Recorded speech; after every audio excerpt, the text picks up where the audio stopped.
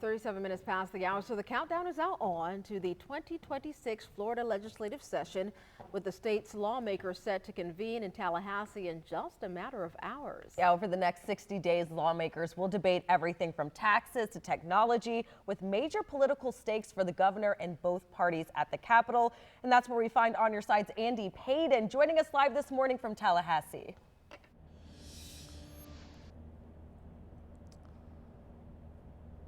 Yeah, Keitha and Crystal, good morning to both of you. It all gets underway in just under 5 hours at this point. That's when Governor Ron DeSantis will give his final State of the State address to a joint session of the state House and Senate.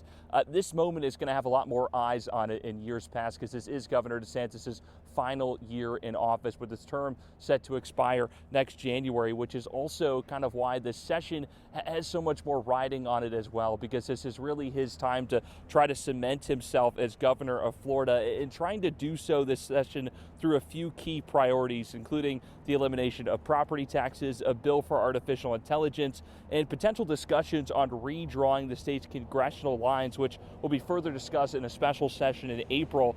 And Democrats are already fighting back, giving this rebuttal to the governor's State of the State address that, as we told you, hasn't even taken place yet.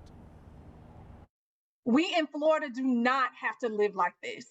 We can live in a state and a country where healthcare is prioritized, where people matter more than profits, politics, and parties. A country where families aren't crushed by bills, where working hard is enough to get by, and where hate and bigotry do not flow from the very top of our government.